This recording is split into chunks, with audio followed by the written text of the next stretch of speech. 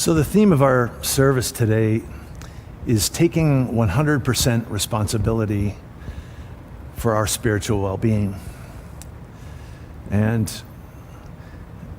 as this time has taught me, any possible way to reinforce that message will come about in its time. And today is an example of that. And so I just ask for your prayers of support for Amani and Far and family, and love to Tenzin, and also blessings for this community as we move forward in the service today. And I could use your prayers of support. I will do my best to further the message that Reverend Amani had intended to deliver this morning, and it's this beautiful message of presence.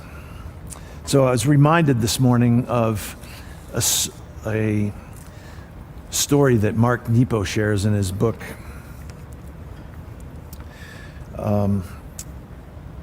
More Together Than Alone. And Clarissa and I taught a workshop a few years back, and we included this practice and this metaphor in the workshop, and it was really poignant, and I wanted to remind us of that this morning. Mark writes, "An old friend drove me into Santa Fe National Forest so we could walk the aspen grove. We stopped along the way to smell some ponderosa pine. I stuck my nose into the crease of its bark and cupped my hands around it. The tree smelled like vanilla. We continued up the mountain. At an altitude of 10,000 feet, the temperature dropped 30 degrees. The air was clear. Walking into the grove, which covers almost 200 square miles, we could see Santa Fe and Los Alamos. We could even see Arizona and Colorado. The path was lined with small red feathery clusters known as Indian paintbrush. Soon the tall, thin aspens were everywhere, their smooth bark stretching like skin into the sky. The continuous rustle of their leaves was like an ocean of small voices arriving through the centuries. We could just make out their cry, their song, and understand their brilliance. Walking among them, touching them, listening to their creak and sway, I could feel their connectedness.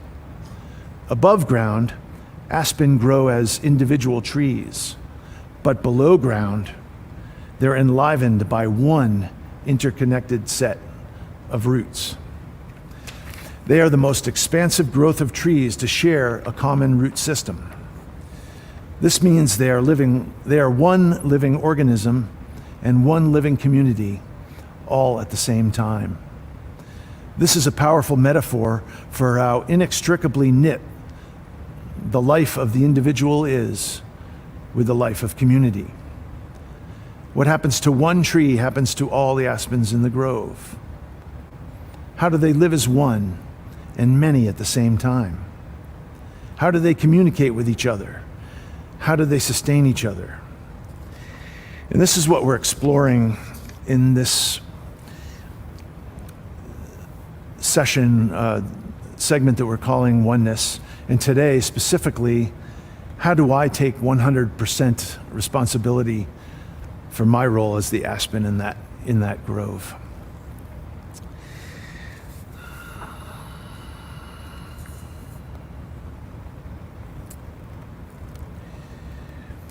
A few weeks ago, Amani, in her talk,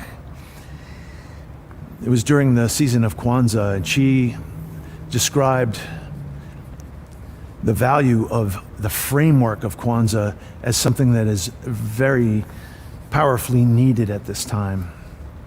And we discovered and explored that framework together.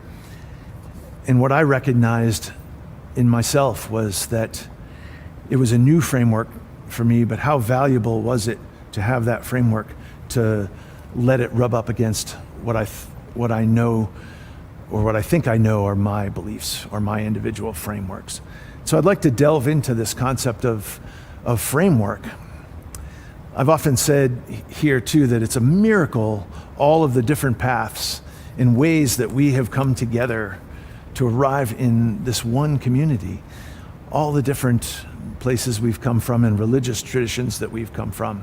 and yet somehow here we are. How does that happen? Each of us, whether we know it or not, come to this space with a framework. It's a conditioned framework, largely by our parents and by maybe the religious institutions that we were reared in. But we have this framework that we operate from. And I wanted to give you an example of how transformation, as we say, transforming lives. My life has been transformed by a willingness to allow another framework to rub up against my framework. So when you picture each of us with our own contraptional framework, like a box that we build around ourselves of wood, or a big giant metal hoop skirt type of contraption that contains all of our beliefs, and they're all contained in this framework. When we allow another framework to rub up against this framework, that's what is known as the leading edge of transformation. Perfect example of that is my framework. I grew up in the Lutheran religious tradition, and I was forced to go to vacation Bible school every summer. And we sang this song in vacation Bible school: red and yellow, black and white, they are precious in his sight. Jesus loves the little children of the world. And that was so ingrained into me, and it became part of my framework, that I believe in oneness, and I believe that in this interconnectedness and this sameness, no matter the color of our skin or the orientation of our sexuality or our religious leanings, that fundamentally we are all one. And I thought I had that mastered, and so that part of my framework I thought was very solid. And then in light of the events of the death of George Floyd especially, we brought into this community a conversation about white privilege and white supremacy. And I went to the Spirit group and rubbed against that framework. And I realized how wrong that I was in intellectually holding this, knowing that we are all one already. Reverend Drew Groves also taught me a concept of both and. And so as I contemplated the rubbing together of these two concepts, I realized that this is real. In reality, we are not free, and I am not free unless we all are free. We are living in a system that is inherently, systemically not equal. So I have to hold this tension of knowing our oneness and recognizing that there is work to do. And I don't have to have all the answers. It is not my job to be a white savior. I have to understand my white privilege, and I have to hold my knowing of oneness and be willing to enter into conversation and be willing to transform and be willing to show up in that way. So it's an example of that framework that I'm offering to you this morning. Today is World Religion Day. It's a day in the Baha'i faith that celebrates common themes for faiths across the world. It's one of the reasons that we are celebrating and exploring this concept of oneness together. And the Baha'i, in their effort to take 100% responsibility, celebrate the common themes throughout the world's faith traditions, expressed as the perennial wisdom. This perennial wisdom is also embedded in what we study here in practice here in Science of Mind. So I wanted to share with you a new framework, and this framework, I'm going to take you through the steps of this framework and allow it to rub up against wherever you are right now in your personal spiritual journey. This framework encapsulates the fundamentals of oneness. So see what it brings up for you. And then I'm going to invite Clarissa a little later to do a centering ritual, which will allow you to play with the things that come up during this exploration of this framework. And it's from Rabbi Ramai Shapiro from the One River Foundation. And he says that perennial wisdom can be summarized in 4 points. And I'm going to go through each of these 4 points and provide kind of a buzzword that's also taught here at the center within the framework of science of mind. And you'll catch on and you'll get it. What my invitation to you is how does this information square with where you are in taking 100% responsibility for your spiritual life? So point 1, all life arises in and is an expression of the non-dual infinite life that is called by many names: ultimate reality, God, Tao, Mother, Allah, Dharmakaya, Brahman, Great Spirit, and hundreds of other names. For the purpose of this exercise, I choose to call it Source.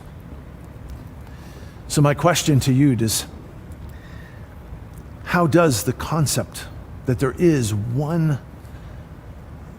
source of life, of infinite life, one source, not many, one source that goes by many different names, how is that apparent and present in your spiritual journey right now? Rabbi Ramai Shapiro says the second point is you contain 2 ways of knowing the world. I want to start with the lesser knowing, called self, ego, ahem, kabir.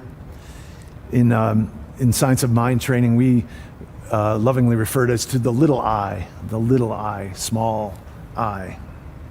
That mistakes uniqueness for separation and imagines itself apart from, rather than a part of, infinite life. On one hand, it's the thing that makes us feel our expression of uniqueness as source expressing in human form. But if left unchecked, it can create that illusion of separation that keep us separate. And the second way of knowing in point 2 is a greater knowing called Atman, capital S soul, capital S self, spirit, mind, what we call the big capital I. And this intuitively knows that each finite life as a unique manifestation of infinite life, that we are here for a purpose, expressing as a facet. If you picture it as a diamond, each one of us as a facet of a diamond, and that diamond is God, source, expressing through and as us. So my question to you on that second point is, can you feel both the little I and the big I at work in your consciousness right now? How does that operate for you right now? Maybe where do you find yourself feeling separateness, or feeling greater than, or separate than, or better than, or inferior to? How is that little I operating right now in your life? And what is your awareness of that bigger sense of being a facet in something larger than yourself? So sit with those 2 for a moment.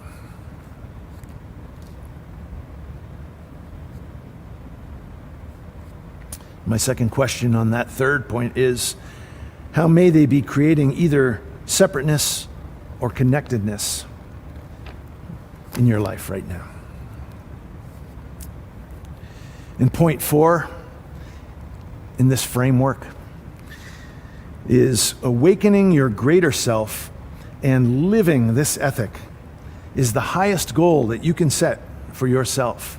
It's what we talk about in our mission of being love in action, actually living the awareness that not only am I an expression of self, but I am inherently connected to all of these other expressions of the one.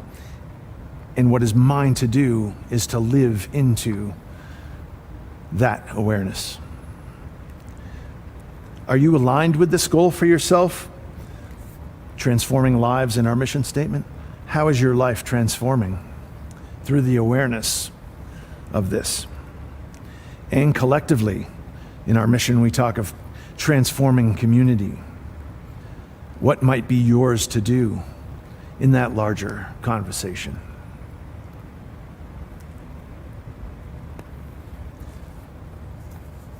So just take into consciousness the overall awareness of the framework that's brought you here to be in community in this center.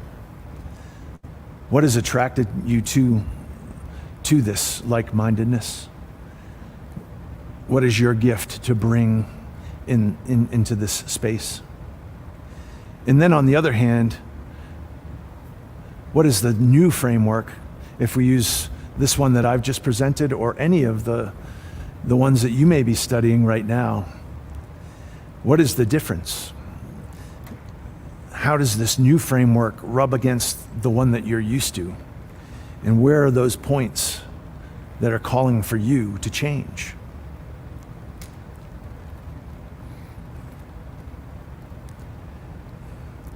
So I want to just sit in silence for a few minutes, and if you need a couple of minutes to get that glass and that candle and something to write with and something to light your candle with, this would be a good time to do that. And I just want us to sit and let this wash over us for a couple minutes. And then I'll do a little prayer and send you on to work with Clarissa a little bit.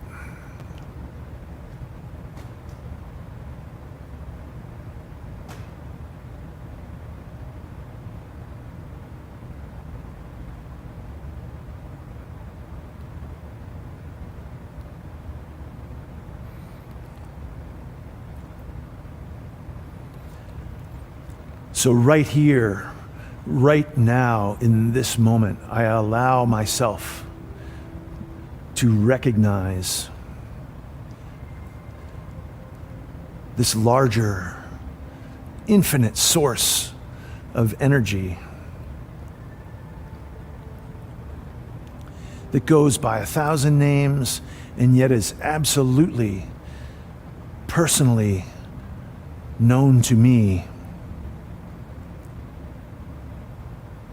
And however that is, and however it reveals and shows itself to me, I absolutely know that it is divine mind.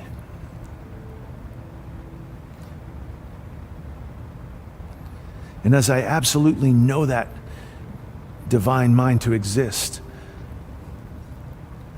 I unite with it. I know that I am it expressing in this two-phased little me and big me, an experience of life in all its pivots, in all its challenges, in all its sense of loss, in all its sense of gain.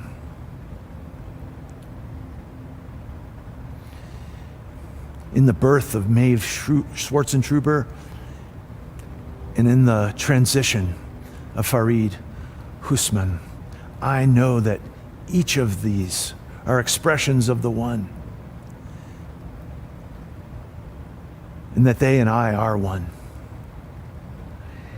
And so that I realize that this coming together in community, this way of being together, this power that we have in the collective of being able to send our love to one another, especially to Farid, especially to Tenzin, who